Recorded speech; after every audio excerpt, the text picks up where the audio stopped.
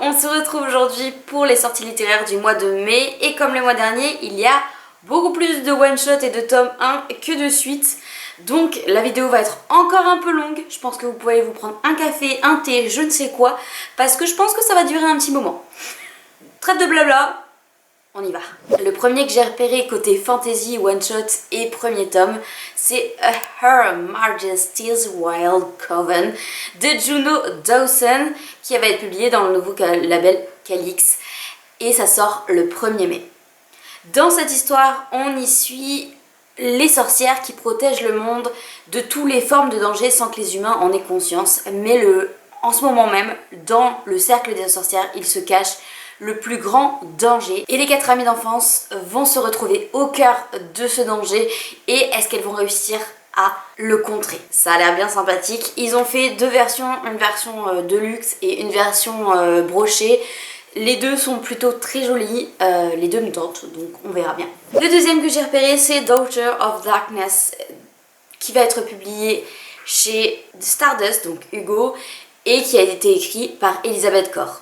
Dans cette histoire, on y suit Deina, qui est une passeuse d'âme au service d'Hadès, et un jour, un titan va lui faire une proposition qu'elle ne peut pas refuser. Si jamais elle arrive à faire sortir Euryside de l'enfer, alors elle gagnera sa liberté. Pour cela, elle va s'allier à des coéquipiers, à des sentinelles, et ça va pas toujours très bien se passer avec eux. Elle va devoir leur faire confiance pour pouvoir sortir des ténèbres. Ça a l'air vraiment chouette et là pour le coup c'est une réécriture de la mythologie grecque, donc ceux qui aiment ça, go foncez. Ensuite, le 2 mai sort Divine Rivalité de Rebecca Ross, c'est chez De Saxus. C'est donc le livre dont je vous parle tout le temps sur la chaîne, que je vais lire, que j'ai toujours pas lu, mais j'aimerais le lire avant sa sortie, donc avant le 2 mai. On croise les doigts. Dans cette histoire, on est au milieu de guerre parce que les dieux se sont réveillés et ont décidé de faire la guerre. Et nous, on suit Iris, dont le frère est parti à la guerre et la mère est en train de sombrer dans l'alcool. Elle va trouver du réconfort en envoyant des lettres à son frère qui est disparu, sauf qu'un jour, elle va avoir mystérieusement des réponses et il se trouve que c'est Ronan, son plus grand rival en tant que journaliste. Et un lien va se créer entre eux et Iris va accepter une mission au front et partir. J'ai trop hâte de le lire, j'ai trop hâte de le lire. Ah, et ils ont fait une version, au final je vous avais dit dans une ancienne vidéo que je ne savais pas s'ils allaient faire une version plus jolie que celle anglaise. Honnêtement je pense qu'elle est plus jolie que celle que j'ai, mais je vais quand même pas la racheter, on n'en est pas à ce point là. Je pense que ça ira très bien en anglais, ça suffira. Chez Sabran, toujours le 2 mai, va sortir Electre de Jennifer Saint, qui est donc une réécriture de la mythologie grecque, oui, encore. Là, je crois que ça va parler de la guerre de Troie. Dans cette histoire, on va y suivre une famille, la famille des Altrides, qui est maudite. Et leur malédiction, c'est qu'ils ont une soif de vengeance qui, en fait, se transmet de génération en génération. Et donc, on va suivre plusieurs personnages. Une qui voudrait vaincre cette malédiction, mais sa sœur va partir à Troie et donc va briser la potentialité de rompre cette malédiction. On va ensuite y suivre la princesse de Troie. Elle a un don un peu particulier, c'est qu'elle peut voir l'avenir, mais en fait personne ne lui donne la crédibilité, donc en gros personne ne la croit. Et elle sait ce qui va se passer à Troie, mais personne ne l'écoute. Et enfin, on suit Electre, qui est la fille de 2 personnes, qui vit un peu dans l'ombre de son père, qui n'est pas vraiment présent, et donc elle l'adule. Et elle va se tomber la malédiction dessus et de là va découler beaucoup de choses. Celui-là me paraît un peu plus flou que celui de tout à l'heure là sur la mythologie grecque, donc celui-là je sais pas, je vais attendre de voir les avis, on verra bien. Ensuite nous avons le Faucheur de sorcières, donc le tome 1 de Carissa Wicks qui sort chez Bookmark. Et donc c'est une romantécie dont j'avais entendu parler sur la chaîne de Nina Quill parce qu'elle l'a lu en VO. Et donc ça arrive enfin en français, et dans cette histoire on y suit le faucheur de sorcières qui à chaque lune d'automne récupère une jeune fille pour la mener au roi du givre. Au moment où on se trouve, c'est le jour de la collecte et Raina, la protagoniste que l'on va suivre, elle a toujours été ignorée par le faucheur de sorcières et elle veut vraiment se venger du roi des givres et du faucheur qui lui ont pris sa sœur. Sauf qu'il va y avoir un petit twist, c'est que finalement le roi des givres va rentrer en guerre et donc il va falloir sauver sa sœur, donc elle va devoir s'allier au faucheur et elle va devoir renoncer à sa vengeance afin de sauver l'Empire et sa sœur, plus particulièrement sa sœur je crois. pour éviter que tout ça tombe aux mains de l'ennemi, et donc elle va tout faire. Est-ce qu'ils vont réussir à s'allier? Est-ce qu'ils ne vont pas réussir à s'entendre? Telle est la question. Bon, comme vous l'avez compris, il s'agit visiblement d'un ennemi slow burn, donc je sais que c'est des tropes qui sont plutôt appréciés. J'espère qu'il sera sympa, je vais attendre les premiers avis, peut-être que j'essaierai parce que c'est quand même une romantésie polaire, j'aime bien quand ça se passe dans l'hiver, alors que dans la réalité je déteste l'hiver. Mais bon bref, allez on continue. Ensuite, le 15 mai sort Sing Me to Sleep de Gaby Burton chez Rajou. Et c'est une histoire qui parle de sirène. Plus précisément, on va suivre Sarwars qui est une sirène qui est considérée comme un être sanguinaire qui se venge, etc. Sauf qu'elle va devoir se rapprocher du danger et elle va rentrer au service du roi humain en tant que garde du corps, et elle va être chargée en fait de trouver l'être sanguinaire qui est en train de tuer tout le monde dans le village, c'est-à-dire en fait elle-même. Celui-là il me donne trop, il peut être vraiment très génial, j'ai hâte de savoir les premiers avis, etc. parce que là je pense que je vais foncer tout droit, il me tente trop. Ensuite nous avons une fantaisie aux influences africaines. Je parle donc du dernier combat de Sarah El Harifi qui va être publié chez De Sexus et il sort le 30 mai. J'ai lu il y a très peu de temps Firebound de la même autrice que j'ai vraiment adoré, que j'ai lu en anglais, qui n'est pas encore sorti en français. Je pense qu'il sera traduit si le dernier combat fonctionne. Bref, j'ai trop hâte de la trouver et de la retrouver dans un autre univers, et c'est des univers donc aux influences africaines avec beaucoup de représentation LGBTQIA+. Bref, c'est super chouette, j'adore. Donc dans cette histoire, on est dans un monde où il y a 3 catégories différentes. Nous avons les rouges qui sont les riches et qui sont appelés les braises. Nous avons les bleus qui sont les pauvres qui s'appellent les cendres. Et enfin nous avons les transparents qui sont les esclaves. Voilà. Et donc on les appelle les hurleurs, les hanteurs, pardon. Et donc on va suivre plus particulièrement 2 jeunes filles. On va suivre Scylla qui est promis à un grand destin, qui est censé renverser l'Empire et donc renverser les braises. Et nous avons Anour qui a vécu caché au milieu des cendres parce que sa mère l'a maltraitée en tant que braise. Et un jour elles vont se rencontrer les deux et une histoire d'amour va commencer à naître entre elles. Et finalement il y a une série d'épreuves qui va être proposée par le gouvernement, et donc Scylla va s'inscrire ainsi que Anour, et elles vont être aidées par une 3e personne qui s'appelle Assa et qui fait donc partie des Hunters, donc une esclave, pour faire en sorte de révéler les secrets de l'Empire et donc renverser tout ça. Celui-là, il m'entend trop, il me tente trop, j'ai tellement aimé Firebound que je veux vraiment essayer celui-là. Je sais pas par contre si je le prends en anglais ou si je le prends en français, parce que visiblement, enfin pour moi, la plume de Sarah El Harifi est largement accessible, même si c'est de l'adulte, pour quelqu'un qui maîtrise plutôt bien l'anglais. Enfin, il y a des plumes qui sont difficiles à appréhender, elle pas du tout, donc je pense que... Enfin, je sais pas si je fais anglais ou français, mais dans tous les cas, celle-là, je veux vraiment le lire. Et enfin, le dernier dans la catégorie fantasy one shot premier tome, c'est encore un premier tome et il s'appelle One Dark Window, qui va être publié le 30 mai chez Sabran et a été écrit par Rachel Gilling. J'ai du mal à le dire, donc je pense que j'ai dû couper plusieurs fois. Bref, dans cette histoire, on se trouve au royaume des Bourdes où il y a une brume qui est mortelle pour la majorité des humains. Sauf que quand ils la respirent, certains survivent et ont des dons un peu particuliers. Et nous, on va suivre une jeune fille plus particulièrement qui s'appelle Elspeth du Fusain, qui a un don. Et elle fait tout pour le cacher à sa famille. Et sa vie va basculer quand elle va rencontrer un certain Ravin, qui est le neveu du roi. Et ensemble, ils vont devoir sauver le royaume, lever pas la malédiction, l'empoisonnement qui est en train d'arriver. Pour ça, ils vont devoir rassembler 12 cartes de la Providence et faire une alliance pour pouvoir sauver ce royaume. Pareil, ça a l'air très sympa et les retours en VO étaient très bons. Donc pareil, j'attends les premiers retours et je vois si je me lance ou pas. On passe au one shot, au premier tome concernant le reste, donc littérature générale, romance, etc.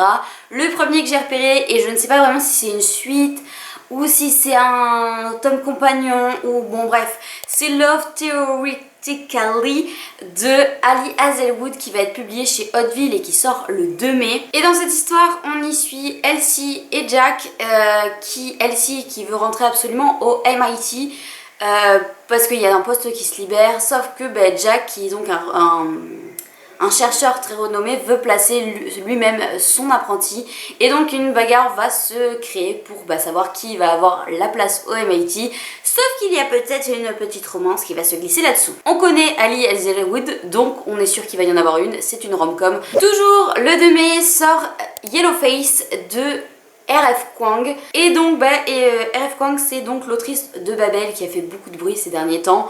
Et donc là c'est une autre histoire qui parle du racisme envers les Asiatiques. Dans cette histoire on va y suivre deux personnages, on va suivre Athena et on va suivre June. Athena et June sont des écrivains et Athena se réussit beaucoup mieux que June, sauf qu'un jour Athena va mourir dans un accident et June va trouver un manuscrit qu'elle n'a pas, qu'elle vient juste de terminer et donc June ne réfléchit pas et elle va décider de voler ce manuscrit et se faire passer pour quelqu'un qu'elle n'est pas, puisque c'est un livre qui parle des travailleurs chinois alors qu'elle n'est pas du tout de cette origine-là. Et de là va découler beaucoup de choses. C'est un des livres qui me tente énormément, il y a plein de sujets importants qui sont encore abordés. C'est une autrice qui est très engagée et pour avoir vu certaines personnes qui l'ont lu en VO, visiblement c'est très très chouette, donc j'ai hâte de le lire. On verra ce que ça en donne. L'avant-dernier livre dans cette catégorie, c'est Le Dernier quart avant l'horreur de Aurélie Lauré qui va être publié chez les éditions Hurlevent et va sortir le 7 mai. On se trouve en Angleterre en 1865 et on va suivre Oscar qui va perdre sa mère à 17 ans et pour respecter les dernières volontés de sa mère, il va devoir aller rencontrer son père qui est un capitaine de navire et il va passer du temps avec lui. Sauf que Oscar se sent pas très bien dans un monde qu'il ne connaît pas et on ne sait pas s'il va réussir à s'intégrer dans ce monde. Je pense que ça peut être très sympa et très émouvant comme histoire, donc je pense que je me laisserai tenter. Et le dernier dans cette catégorie, c'est la chronique de Psylocke de Amy Armand, dont le premier tome s'appelle La Première Née et va sortir chez Charleston. Ah, j'avais mal lu le résumé, ça fait partie des fantaisies, mais Amy Armand, normalement, elle fait pas du... Ah oui, j'ai été complètement... j'ai vu Amy Armand, du coup je l'ai mis directement dans le reste, alors qu'en fait pas du tout, c'est une fantasy, une fantastique fantasy, je ne sais pas. On est sur une île qui a été maudite par Desdemone après avoir été rejetée. Elle a décidé de maudire l'île et son fils serait le seul à pouvoir rompre ceci. Donc il n'y a plus de filles qui naissent sur cette île depuis cette année. Et finalement, une femme va arriver avec une petite fille à la main et c'est donc la première née depuis 7 ans sur l'île de Psylocke. Ça peut être très sympa, je connais pas Amy Armand dans le style fantastique, etc. mais ça peut être très sympa. On passe aux suites de saga fantastique, fantasy, imaginaire, etc. Il y en a quand même pas mal. Comme d'habitude, je ne m'attarde pas sur les résumés. Je vous donne les infos et on continue puisque ça fait déjà 158 000 ans que je filme. Comme le mois dernier, c'est tout pareil. Le premier que j'ai repéré c'est donc le 2 mai et c'est Dark Skies qui est donc le tome 2 de Dark Shore de Daniel H. Jensen chez Big Bang. C'est une fantasy marine avec des pirates peut-être, je ne suis pas bien sûre. Il y a eu beaucoup de cartes, j'ai vu sur le premier tome. Il me tente pas mal mais j'ai déjà A Fate Inked in Blood dans ma palle de Daniel H. Jensen, donc je vais attendre un peu. On verra si ça se si ça se bonifie encore avec le tome 2. Ensuite, pour ceux qui n'avaient pas suivi, Gold, donc le 5e tome de la saga de Rennes de Raven Kennedy, publié par Hugo dans la collection Romantasy, ça fait beaucoup d'infos, waouh, c'est dingue, a été repoussé. Donc normalement il devait sortir je crois le 17 avril, il a ensuite été repoussé jusqu'au 24 avril et maintenant en fait il sort le 2 mai. Ça fait beaucoup de mécontents puisqu'il n'y a eu aucune communication de la part d'Hugo et il a été en précommande durant le... Non, il a été en exclusivité, en exclusivité sur le Festival du Livre de Paris et donc ça fait beaucoup de bruit. Je ne sais pas si vous avez suivi, mais en tout cas voilà, la nouvelle date c'est donc le 2 mai. Ensuite chez Corrigan, le 15 sort Bloodbones qui est donc le 3e tome de Savage Bond de Djibri. Harem inversé, c'est tout ce dont je sais, ça m'a jamais tenté, mais au moins vous avez l'information. Ensuite, un livre que j'attends avec grande impatience, c'est Saga et Sable d'Os qui est donc la suite de Légende élatée de Travis Baldrick, publié chez Inis Éditions. Ce n'est pas vraiment un tome 2, c'est plus un tome 0.5 d'après ce que j'ai compris. J'ai très hâte de lire parce que j'ai vraiment adoré Légende élatée et vraiment ça peut être très sympa. Enfin, j'ai hâte de retrouver ces personnages là. Après je sais pas du coup vu que ça se passe avant, est-ce qu'on aura les mêmes personnages, j'en ai aucune idée, je n'ai pas vu regarder le résumé, je ne veux pas regarder le résumé, mais bref j'ai très hâte. Toujours le 15, il y a Kiss the Girls, qui est donc le 3e tome de Modern Princess de chez Hachette Rose, écrit par Zoraida Cordova, et c'est donc une réécriture moderne de Ariel. Ensuite le 22 sort la suite de La Maison aux ailes déployées de Olivia Wildenstein, qui est donc le 3e tome, et donc ça s'appelle La Maison aux promesses ardentes. C'est une romantécie dans lequel on suit des failles.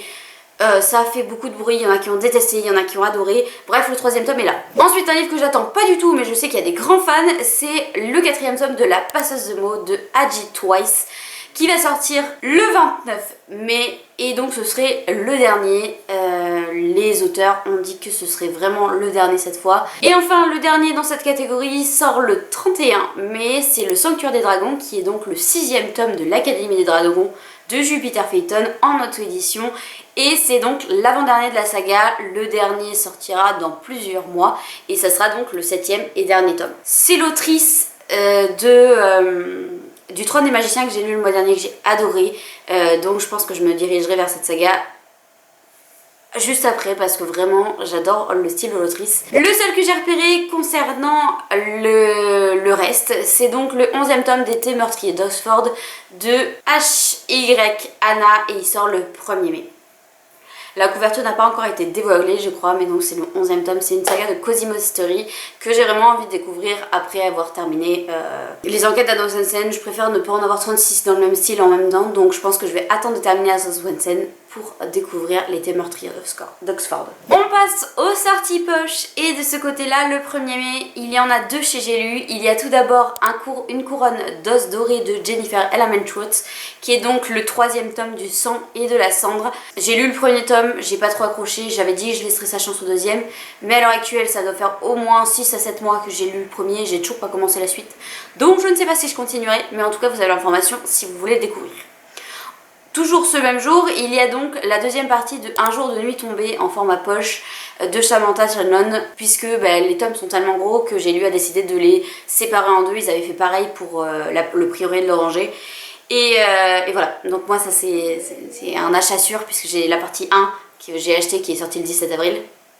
Non, le 10 avril, qui est sorti le 10 avril, et il me manque la 2e partie pour pouvoir attaquer ce gros bébé, j'ai très hâte. Ensuite chez Hugo Poche, le 2 mai sort La fille de la déesse de la lune de Su Lin Tan, qui est donc une fantaisie à inspiration asiatique qui avait fait pas mal de bruit. C'est une duologie, donc on s'engage pas pour 36 tomes. Je ne l'ai pas acheté en grand format, du coup je me tâte à l'acheter en petit format.